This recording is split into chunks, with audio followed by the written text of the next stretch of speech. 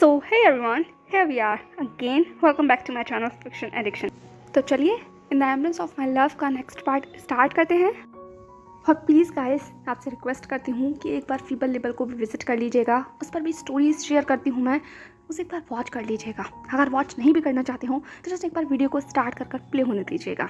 Channel को subscribe कर लेना, ये मुझे मोटिवेट करेगा, सपोर्ट करेगा मेरे चैनल को आगे पुश करने के लिए। तो मुझे आपकी थोड़ी सी ज़रूरत है, तो एटलीस्ट क्या आप मेरे लिए कर सकते हैं? अगर कर सकते हो तो प्लीज़ कीजिएगा। मैं आपको डिस्क्रिप्शन बॉक्स में लिंक दे दूँगी और थंबनेल यहाँ शो हो रहा होगा, वीडियो मैंने आज शेयर की है, ठीक है? तो प्लीज़ एक बार उसे वॉच कर लेना। बाकी इस स्टोरी को स्टार्ट करते हैं। Let's start. चाइना, एक बड़ा सा मैंशन। इस मैंशन में एक कमरे के अंदर एक लड़की जैसे अपनी ही धुन में बैठी हुई थी, बिल्कुल शांत, कहीं दूर देखती हुई। उसके चेहरे से हंसी जैसे कहीं नदारत हो गई थी और वो अपनी दुनिया में खोई हुई थी। पर ज़्यादा वक्त तक नहीं, क्योंकि अगले ही पल कमरे का दरवाज़ा खुलता है और एक दूसरा शख्स उस कमरे में लगभग गुस्से में दाखिल होता है। और जैसे ही वो शख्स उस कमरे में आया, उस आवाज़ से उस लड़की का ध्यान टूट गया। उसने अपनी निगाहों को मोड़कर उस दिशा में देखा, उस दरवाजे की तरफ, जहाँ पर एक और लड़की बहुत ही ब्यूटीफुल गॉर्जियस वाइट ड्रेस के अंदर खड़ी हुई थी। पर उसके चेहरे के एक्सप्रेशन देखकर कोई ये नहीं कह सकता था कि वो एक अच्छे मूड में है, बल्कि वो तो इस वक्त बहुत फ्यूरियस लग रही थी। और अगले ही पल ये प्रूफ भी हो गया, क्योंकि जब उसकी वो तीखी सी आवाज़ उस कमरे में गूंजी, उसने लगभग चीखते हुए कहा, what the hell, what's wrong with you Lucy? हाँ, आखिर तुम्हें हुआ क्या है? तुमने अपने आप को इस कमरे में आखिर क्यों बंद कर रखा है? क्या तुम मुझे बताओगी? आज तुम वहाँ कंपनी मीटिंग में भी नहीं आई। वो मीटिंग कितनी ज़्यादा ज़रूरी थी, ये बात तुम जानती हो ना? डैड ने तुमसे बोला था, पर तुम ये क्या कर? वो शख्स चिल्ला रहा था। पर लूसी अभी अपनी जगह पर ऐसे ही बैठी हुई थी, पर वो अब खड़ी हो गई थी। उसने कहा, दी, मैं बस वहाँ नहीं जाना चाहती थी। उस दूसरे शख्स ने कहा, हाँ, पर क्यों? लूसी ने कहा, बस मेरा मन नहीं था। अब वो शख्स इरिटेट हो गया था। वो लूसी के करीब बढ़ी, उसने अपने हाथों को उसके कंधों पर रखा और लगभग उसे झकझोरते हुए कहा, मन नहीं था? ये कोई जवाब हुआ? ये सच में कोई जवाब हुआ? एक रिस्पॉन्सिबल लड़की इस तरीके से जवाब नहीं देती। लूसी, आखिर तुम्हें हुआ क्या है? गॉड डैम इट, मुझे बताओ तुम्हें हुआ क्या है? हाँ, क्या किसी ने तुमसे कुछ कहा है? बताओ स्वीटहार्ट, अगर किसी ने तुमसे कुछ भी कहा हो तो आई स्वेयर मैं। पर इससे पहले कि वो शख्स कुछ भी कहता, लूसी ने कहा, नो दी, मुझे कुछ नहीं हुआ और आप कुछ नहीं करेंगी। मैं आपको कह रही हूँ, मुझे कुछ नहीं हुआ। मैं बस देखा कर। लूसी शांत हो गई और वो अपना हाथ उस शख्स से छुड़ाकर वहीं खिड़की पर वापस खड़ी हो गई। वो शख्स अब लगभग इरिटेट हो गया था। उसने एक लंबी सांस ली और फिर अपने कदमों को आगे बढ़ाते हुए कहा, लूसी, या तो तुम मुझे बता दो, वरना तुम जानती हो ना कि अगर मुझे कुछ जानना होता है तो बाय हुक और बाय क्रुक मैं उसे जान के ही रहती हूँ। क्या तुम चाहती हो कि मैं कोई और मेथड? पर इससे पहले कि वो अपनी बात को पूरा कंप्लीट कर पाती, लूसी ने लगभग घूरते हुए उस शख्स की तरफ देखते हुए कहा, दी, मैं आपको बहुत पसंद करती हूँ, आई लाइक यू, और उससे भी ज़्यादा आई रिस्पेक्ट यू। तो प्लीज़ अपनी रिस्पेक्ट को नीचे गिरने मत देना। मैंने कहा ना कि मुझे कुछ नहीं हुआ, मुझे बस कुछ समय चाहिए, कुछ समय, ताकि मैं मूव ऑन कर सकूँ। तो क्या आप मुझे वो समय देंगी बिना दखल अंदाजी के? मुझे डैड की दखल अंदाजी भी पसंद नहीं है और आप एक्सेप्शन नहीं हैं। मुझे किसी का भी इंटरफेरेंस नहीं चाहिए मेरी लाइफ के अंदर। ये मेरी लाइफ है और मैं इसे हैंडल कर सकती हूँ। आई थिंक अब आपको क्लियर हो गया होगा और आप यहाँ से जा सकती हैं। और मुझे कुछ समय तक ना ही किसी पार्टी में जाना है, ना ही किसी फंक्शन में जाना है और ना ही किसी सो कॉल्ड डेट पर जाना है। I think I clear, okay? ठीक है। कर लूसी अपनी बात को ख़त्म कर वहाँ से जा चुकी थी, उस शख्स को वहीं उस कमरे में अकेला छोड़कर। पर वो शख्स शायद अभी पूरी तरीके से सेटिस्फाई नहीं हुआ था, या यूँ कहो वो लूसी की इस वार्निंग से कम्प्लीटली डिससेटिस्फाई था और ये चीज़ उसके चेहरे पर नज़र आ रही थी। उस शख्स अपनी मुट्ठियों को बीचते हुए कहा, ओके, तुम यही चाहती हो ना? ठीक है sweet sister, I also love you, but मुझे बिल्कुल भी पसंद नहीं है जब मेरा कोई अपना इस तरीके से जोन से गुजरे। मैं भी इस जोन से गुजर चुकी हूँ और मैं नहीं चाहती कि तुम गुजरो। ज़रूर तुम्हारे साथ कुछ हुआ है और मैं ये पता लगा कर रहूँगी, पर चाहे तुम्हें अच्छा लगे या ना लगे। ठीक है कर? उस लड़की ने एक लंबी सांस ली और उसके बाद उस कमरे को छोड़कर वहाँ से जा चुकी थी, अपने पीछे एक सवाल या एक शुरुआत छोड़कर। वहीं दूसरी तरफ मोजाम्बिक में, यानी कि अफ्रीका, जहान और इबो अभी भी करीब बैठे हुए थे। इबो अभी भी जहान के लगभग लैब में ही आने ही वाला था, पर उसने शायद खुद को कंट्रोल कर लिया था। उसने अपना हाथ जहान की चेस्ट पर रखते हुए कहा, गा, क्या मैं आपसे कुछ पूछ सकता हूँ? ठीक है कर? इबो ने जहान की आंखों में देखा। जहान ने कहा, ऑफ कोर्स, पूछो, क्या पूछना है? इबो थोड़ा हेजिटेट हो रहा था, उसे नहीं समझ आ रहा था कि वो कैसे कहे। जहान ने कहा, कम ऑन, तुम कब से अपने मुंह के आगे फिल्टर लगाने लगे? तुम तो पक करने वाले इंसान हो। बोलो क्या बोलना चाहते हो, बोलो भी, मुझे पता है, वरना तो अपना खाना डाइजेस्ट नहीं कर पाओगे। वैसे भी तुमने बहुत कम खाया है। एक इंसान ईवो के लगभग स्टमक के ऊपर अपना हाथ सहलाने लगा। ईवो को एक टिकलिश फील हुई और उसने अपने आप को दूर कर लिया। उसने कहा, जानका प्लीज़, मैं आपको सीरियस बात कर रहा हूँ। जान ने कहा, ओह तुम सीरियस? ये मैं तुमसे उम्मीद नहीं कर सकता, लेकिन कोई बात नहीं, मान लेते हैं तुम्हारा चेहरा मुझे थोड़ा सा सीरियस तो लग रहा है। चलो बताओ जल्दी क्या बात है, क्योंकि मैं तुम्हारा ये सीरियस फेस ज़्यादा देर तक डाइजेस्ट नहीं कर सकता। ये कहकर जहान ने वापस ईबो को अपनी तरफ खींच लिया था, क्योंकि ईबो जहान से थोड़ा दूर चला गया था। ईबो ने कहा, मैं ये पूछना चाहता हूँ, आर यू गे? जैसे ये सवाल पूछा गया, जहान की बाहें जरा तन गई। ये सवाल उसने भी पूछा था ईबो से एक वक्त पहले, लेकिन आज ही वो ये सवाल पूछ रहा है, पर क्यों? जहान ने कहा, और ये तुम क्यों पूछ रहे हो? ईबो ने कहा, मैं बस जानना चाहता हूँ। गा, आपका प्रेफरेंस क्या शुरुआत से बॉयज ही थे? हाँ, एक बार ईबो जहान की आंखों में देखने लगा। वो सीरियस था, डैम सीरियस। जहान ने भी अपनी टोन को सीधा करते हुए कहा, ओके ठीक है, तो क्या तुम मेरे एक सवाल का जवाब दोगे? ईबो ने कहा, ठीक है पूछिए, क्या पूछना है आपको? जहान ने कहा, क्या तुमने कभी किसी स्ट्रेट पर्सन से पूछा है, आर यू स्ट्रेट? इस सवाल सुनकर ईबो शांत हो गया। उसने कहा, इस बात का क्या मतलब हुआ? जहान ने कहा, ठीक है चलो मैं इस सवाल को थोड़ा और इजी बना देता हूँ। What's your age Ibo? Ibo ने कहा, जहान ने कहा, I am serious, I am asking what's your age? Ibo ने कहा, बहुत जल्द 19। जहान ने कहा, इट मीन्स तुम अभी 18 के हो। ईबो ने कहा, हाँ 19 का बस होने वाला हूँ कुछ मंथ्स के अंदर। जहान ने कहा, तो तुमने अपने 18 ईयर्स में कितनी बार ये सवाल सुना है ईबो अपनी सेक्सुअलिटी को लेकर, जब तक तुम मेरे साथ नहीं थे? ईबो ने कहा, कभी नहीं। जहान ने कहा, और क्यों? ईबो ने कहा, जस्ट बिकॉज मैं आज से पहले कभी किसी बॉय के साथ नहीं रहा ना, हमेशा मेरे साथ एक गर्ल ही होती थी, शायद इसलिए। जहान ने कहा, कितना कॉमन है ना ये, कितना कॉमन। अगर कोई लड़की और लड़के साथ नजर आए तो कोई उनसे ये सवाल नहीं करता, आर यू गे और आर यू लेस्बियन? हाँ, नहीं करता, क्योंकि वो लोग साथ हैं, शायद परफेक्ट कपल, या फिर कहो एक परफेक्ट पिक्चर की तरह नजर आ रहे हैं। पर वहीं उसके उलट अगर कोई दो लड़के या कोई दो लड़कियाँ एक साथ नजर आने लग जाए तो सोसाइटी का नज़रिया कितनी जल्दी बदल जाता है ना।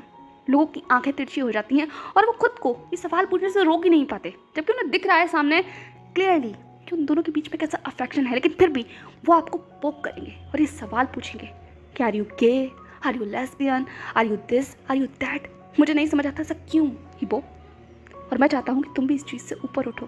तुम्हें सवाल पूछने की ज़रूरत नहीं है। ईबो एकदम से शांत हो गया। वो जहान की उस शर्ट के बटन से खेलने लगा। उसके फेस पर एक पाउट था।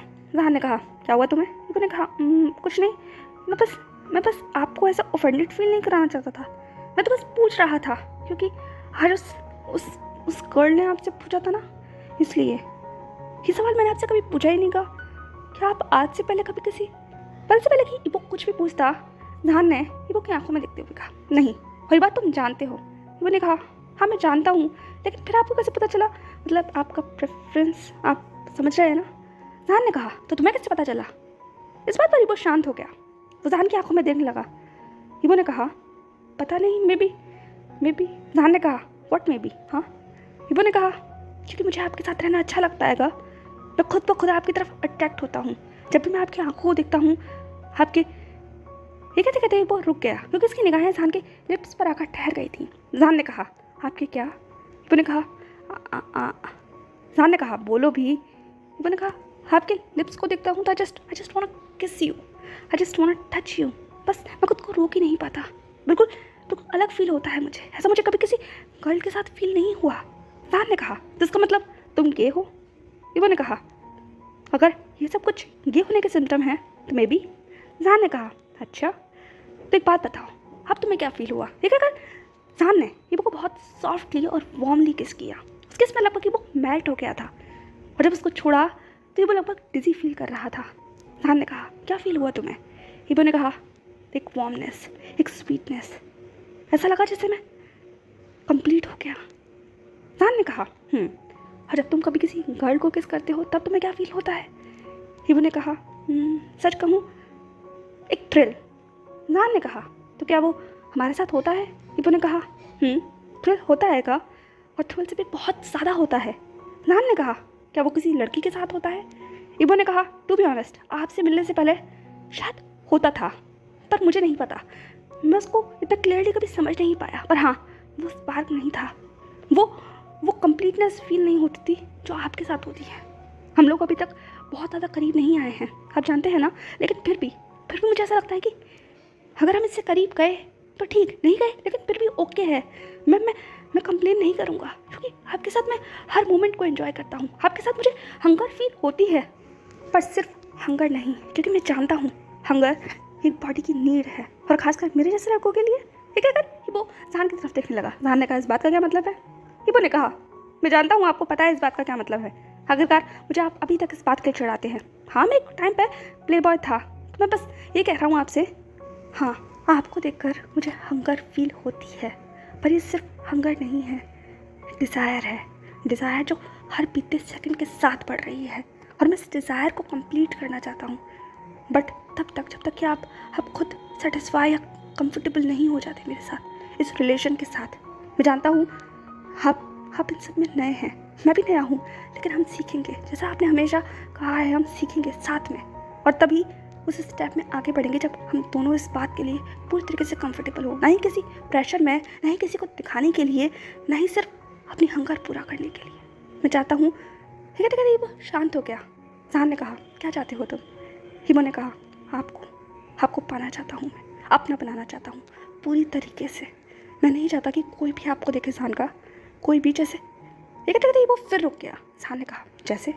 हिबो ने कहा जैसे आजकल यहाँ लोग आपको देख रहे हैं, मैंने महसूस किया। जान ने कहा हिबो, पर हिबो जान को तुरंत शांत करते हुए कहा आई डोंट लाइक इट गा, आई डोंट लाइक इट। मैं जानता हूँ मैं थोड़ा सा चाइल्डिश बिहेव कर रहा हूँ, बट आप सिर्फ मेरे हो, सिर्फ मेरे। मुझे अपनी चीज़ों को किसी के साथ बांटना पसंद नहीं है, और ये मेरे साथ शुरुआत से है। पहले मेरी मॉम थी जो मुझे हमेशा इस बात के लिए बहुत गुस्सा किया करती थी, क्योंकि मैं कभी भी अपने टॉयज़ को किसी के साथ शेयर नहीं करता था, और इसीलिए मेरे कभी फ्रेंड नहीं बनते थे। और मॉम हमेशा गुस्सा करती थी क्योंकि टीचर कंप्लेन करती थी, पर डैड हमेशा मुझे सपोर्ट करते थे। वो ये कहते थे कोई बात नहीं अगर मैं अपने टॉय किसी के साथ शेयर नहीं करना चाहता तो, और मैं बस खुश हो जाता था। आई थिंक अब मैं बड़ा हो गया हूँ, और मैं जानता हूँ चीज़ों को शेयर करना। मैं अपनी चीज़ों को शेयर करता हूँ जैन के साथ, क्योंकि वो मेरा बहुत अच्छा दोस्त है, बहुत अच्छा। मैं उसके साथ सब कुछ शेयर कर सकता हूँ पर एक चीज़ है जिसे मैं अब नहीं शेयर कर सकता, बिल्कुल भी नहीं। और इस बात के लिए आप मुझ पर गुस्सा करो तो कर लो, पर मुझे बिल्कुल पसंद नहीं है कि आप किसी को भी उन लविंग आइज़ के साथ देखो जैसे आप मुझे देखते हैं। उस टोन में किसी से बात करो जैसे आप मुझसे बात करते हैं। प्लीज़ प्रॉमिस मी क्या कि आप किसी के साथ इस तरीके से बात नहीं करेंगे, कभी किसी के इतना करीब नहीं जाएंगे कि मुझे हर्ट हो। प्लीज़ क्या आप मेरे लिए इतना कर सकते हैं? जस्ट इतना, बस। मुझे और कुछ नहीं चाहिएगा। मुझे कुछ, पर इससे पहले कि वो कुछ भी कहता, जान ने इबो को लगा अपनी तरफ और ज़्यादा पुल कर लिया था, इतना पुल कि अब इबो लगभग जान की लैब में था। जान ने कहा तुम्हें कुछ नहीं चाहिए होगा, पर मुझे चाहिए सब कुछ। हाँ, मैंने कुछ एक्सपीरियंस नहीं किया, पर इसका ये मतलब नहीं है कि मैं कुछ एक्सपीरियंस करना नहीं चाहता। तुम्हारे अंदर हंगर और डिज़ायर करने का वेट होगा, पर मेरे अंदर वेट नहीं है। मुझे ये कहते जान रुक गया। वो इबो को अब कम्प्लीटली अलग निगाहों से देख रहा था। उसकी आइज़ में फायर नज़र आ रही थी, ऐसी फायर जो आज से पहले इबो ने कभी नहीं देखी थी। और इस चीज़ ने कहीं ना कहीं इबो की पूरी बॉडी के अंदर एक अजीब सी सेंसेशन को दौड़ा दिया था। वो दोनों ही एक अजीब चीज़ फील कर रहे थे, एक अट्रैक्शन, एक पुल जो एक दूसरे की तरफ खींच रही थी। इतना करीब कि दोनों बस लगभग किस करने ही वाले थे कि तभी अचानक से दरवाज़ा खुल जाता है, और सामने एक शख्स खड़ा हुआ था अपनी क्वेश्चनिंग गेज के साथ। उसने जान की तरफ देखते हुए कहा आई एम सॉरी सर, मुझे पता नहीं था। लेकिन वो तुरंत पीछे मुड़ गया। जान को इस तरीके से बैठे हुए देखना वाकई किसी स्टाफ मेंबर ने बिल्कुल भी नहीं सोचा होगा। जान इस वक्त सच में किसी इंटिमिडेटिंग पोस्चर में बैठा हुआ था, क्योंकि इबो उसकी लैब में था, इबो के हाथ जान की नेक में थे, और वो लोग बहुत ज़्यादा करीब थे। किसी को पहली बार नज़र में देखने से समझना मुश्किल नहीं था।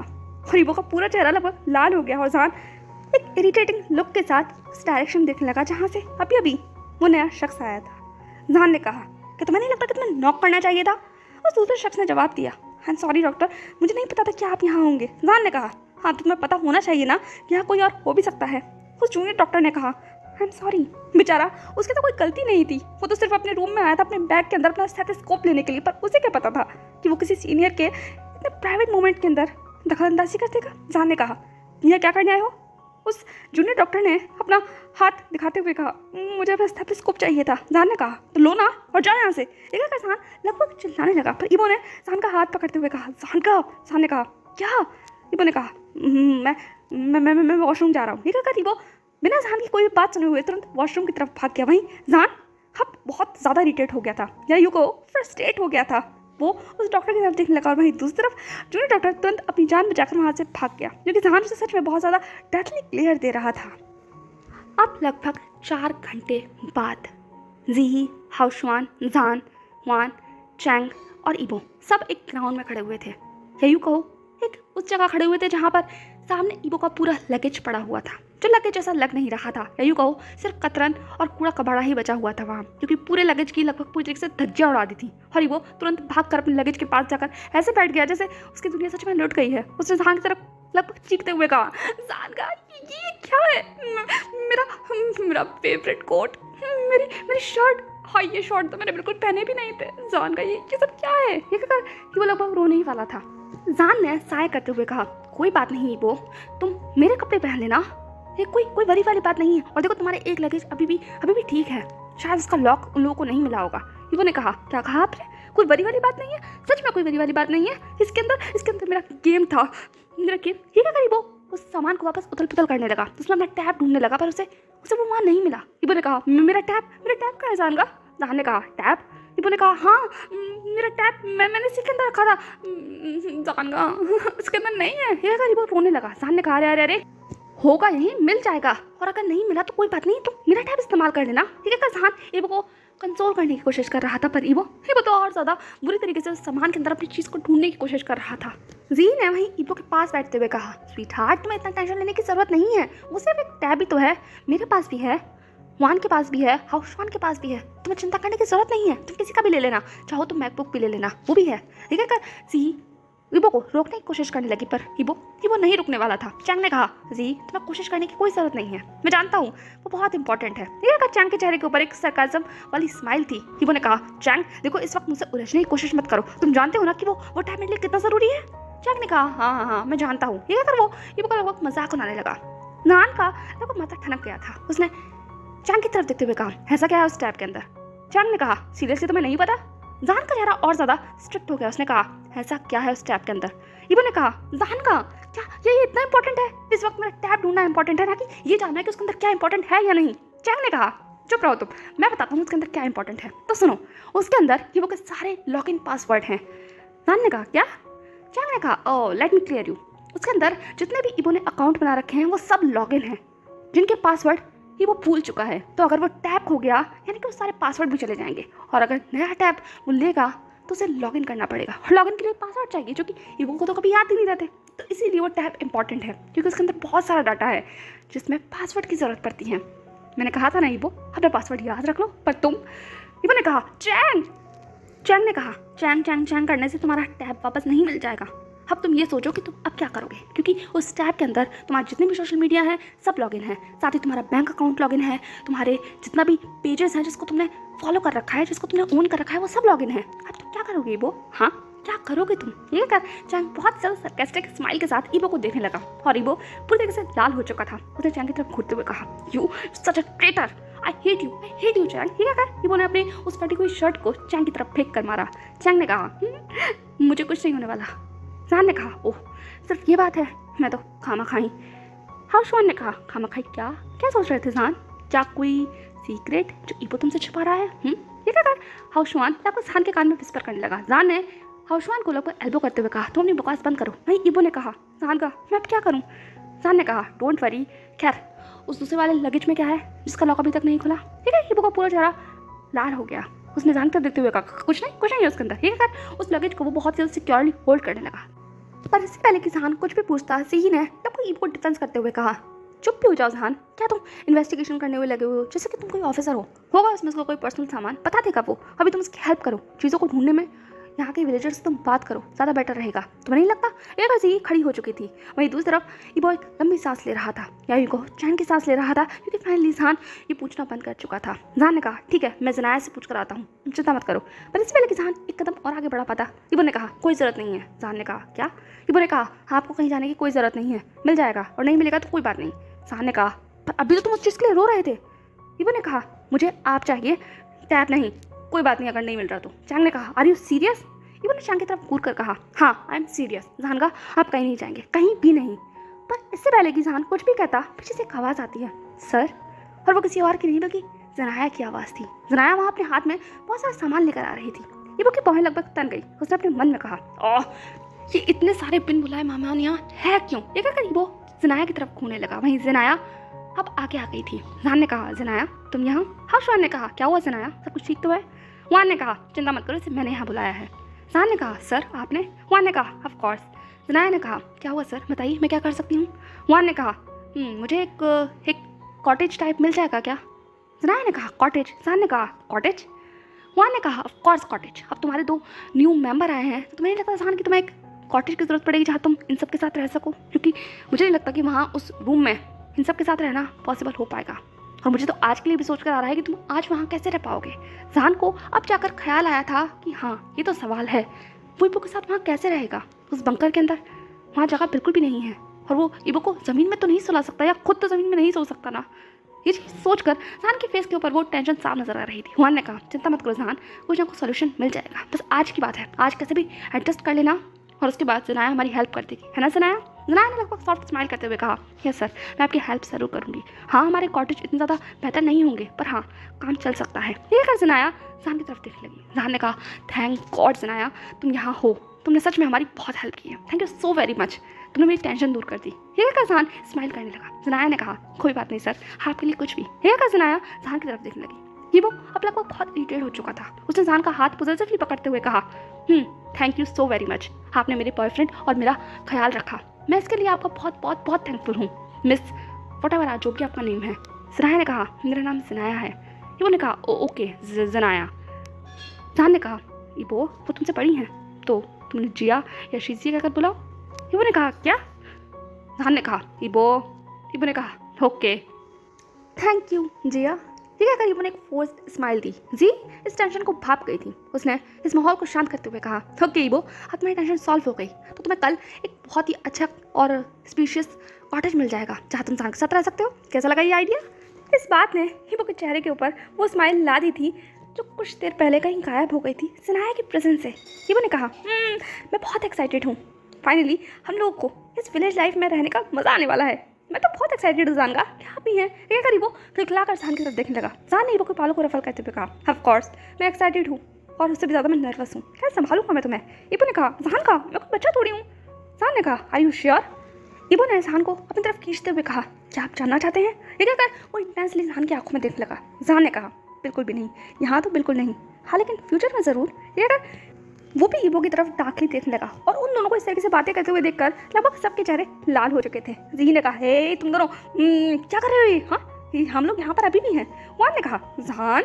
हर्षवान ने कहा, लगता है तुम्हें तो रूम की कुछ ज़्यादा ही ज़रूरत है, तुम कुछ ज़्यादा ही एक्साइटेड हो रहे हो my dear friend. I think तुम्हें कंट्रोल करना चाहिए और भूलना नहीं चाहिए कि हम लोग भी यहाँ हैं और उससे भी बड़ी बात तुम हो कौन। ठीक है कर हर्षवान ने लगभग जहान के पैरों के ऊपर किक कर दिया था। जहान ने कहा, हर्षवान ये तुम क्या कर रहे हो?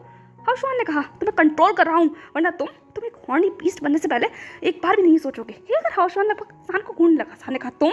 हर्षवान ने कहा, मैं सिर्फ अपने फ्रेंड को रोक रहा हूँ, एक अच्छा फ्रेंड होने के नाते जब तक मैं हूँ मैं तुम्हें लिमिट क्रॉस नहीं करने दूंगा, यहाँ तो बिल्कुल भी नहीं। ये कहकर वो दोनों दूसरी तरफ देखने लगे। वहीं चैंग और जी हंस रहे थे और हुआन जहान को देख रहा था, पर कोई था जो अपनी दुनिया में जैसे शांत खड़ा था और वो कोई और नहीं बल्कि जनाया थी, जो जहान और ईबो को इस तरीके से हंसते मुस्कुराते हुए बात करता हुआ देखकर बस देख रही थी खाली आंखों से। अब लगभग रात को 9 बजे सब लोग वापस आ गए थे। बहुत सारे लोग थे, सब लोग थक कर अपने अपने बंकर में जा चुके थे। डिनर हो चुका था। आज जहान अपनी ड्यूटी पर नहीं गया था। ईबो को एडजस्ट करने के लिए, उसके सामान को ढूंढने के लिए इस सब में उसका पूरा दिन चला गया। उसने हुआन से स्पेशल डे ऑफ लिया था और हुआन ने भी जहान की स्पेशल कंडीशन को समझ कर दे दिया था। बाकी जी हाउ शुआन अपनी अपनी शिफ्ट कंप्लीट कर अब वो भी अपने अपने बेड चैम्बर में पहुँच गए थे और चैंग और ईबो दोनों बड़ी असमंजस में वहाँ खड़े हुए थे क्योंकि उन्हें नहीं समझ आ रहा था कि वो यहाँ कैसे एडजस्ट करेंगे। ईबो ने कहा, जहान का क्या हम सच में इस बंकर में सोने वाले हैं? जहान ने कहा, कोई और ऑप्शन वैसे तो नहीं है, लेकिन अगर तुम चाहो तो मैं जनाया और जूलिया से बात कर सकता हूँ, वो तुम्हारे लिए कुछ ना कुछ एडजस्ट तो कर ही देंगे। ठीक है वो ईबो की तरफ देखने लगा। ईबो ने कहा, यू सच अ मीन, मैं यहीं सो जाऊंगा, आप चिंता मत करो मेरी। लेकिन गरीब तुरंत फुदक कर जहान के बेड पर पहुंच गया और लगभग कॉर्नर में अपने आप को एडजस्ट कर जहान की तरफ देखते हुए कहा, देखिए मुझे सिर्फ इतनी जगह की ज़रूरत है, इसके बाद आप खुद को एडजस्ट कर लीजिएगा यहाँ पर। ये अगर उसने जहान के लिए थोड़ी सी जगह छोड़ दी थी। जहान ने कहा, सच में तुम्हें लगता तुम और थोड़ा उधर होना चाहिए? इबन ने कहा, जहान का इतनी जगह तो मुझे चाहिए ही होगी ना, प्लीज़ आज एडजस्ट कर लीजिए प्लीज़। देखकर पूरी कभी आइस के साथ जहान को देखने लगा। जहान ने एक लंबी सांस लेकर कहा, पता नहीं मैं आज यहाँ कैसे सोने वाला हूँ। उसने उसके बाद चैंग की तरफ देखते हुए कहा, चैंग क्या तुम आज हाउसवान के साथ एडजस्ट कर लोगे? चैंग ने कहा, मुझे नहीं लगता इसके बाद मेरे पास कोई और ऑप्शन है, शायद मुझे करना ही पड़ेगा। हाउसवान ने तुरंत अपने बंकर से निकलते हुए कहा, क्या? चैंग ने कहा, प्लीज़।